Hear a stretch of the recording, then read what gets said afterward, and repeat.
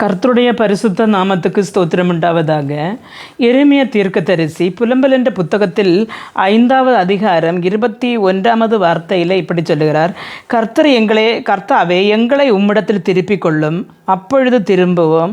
பூர்வத்தில் இருந்தது போல எங்கள் நாட்களை புதியவைகளை ஆக்கும் என்று கூறுகிறேன். அருமையான தேவனுடைய பிள்ளைகளை, இந்த வசனத்தின் மூலம் நமக்கு தெரியும், கர்த்தர் ஒரு மனிதனை அல்லனா ஒரு கூட்ட மக்களை தன்னிடமாக திருப்பாவிட்டால் ஒருவனும் திரும்பி வருவதே இல்லை என்று அறிகிறோம்.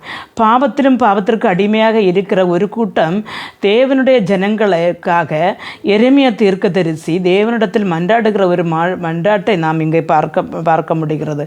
அருமையான தேவனுடைய பிள்ளைகளே, பாவத்திலும் சாபத்திலும் தொடர்ந்து இருந்து நாம் மீண்டும் தேவனுக்கு விருப்பமில்லாத காரியங்களை செய்து கொண்டிருக்கும் பொழுது நாம் இயேசுவையும் அவருடைய சிலுவை மரணத்தையும் சுவிசேஷத்தையும் அவமதிக்கிறவர்களாக நாம் காணப்படுகிறோம்.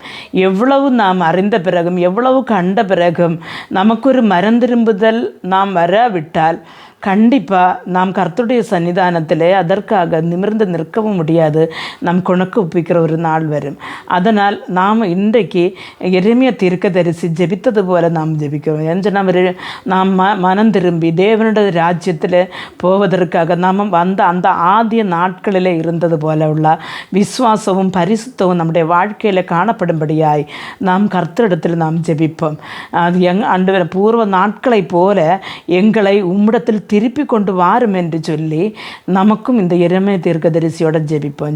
எங்களை மிகவும் அன்பாக நேசித்து வழிநடத்துகிற எங்கள் நல்ல தகப்பனே, கழிந்த நாட்களில் ஆண்டவர் எங்களுடைய வாழ்க்கையில் ஆண்டவரை இருந்த அந்த நல்ல தினங்கள் ஆண்டவரோடு நாங்கள் பற்றி கொண்டிருந்த நாட்களைப் போல மீண்டும் நாங்கள் அதிகமாய் உம்மிடத்தில் ஆண்டவரை கிட்டி சேரும்படியாய் எங்களுடைய இருதயங்களை எங்களுடைய வாழ்க்கை உமக்கு நேராக திரும்பும்படி கிருபை செய்யுங்கப்பா.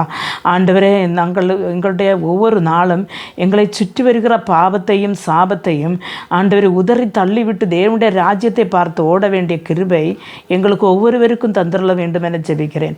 இயேசு கிறிஸ்துவின் நாமத்தில் ஜெபிக்கும் போது ஜெபத்தை கேட்டு பதில் தாரும் ஜீவனுள்ள தகப்பனே, ஆமேன்.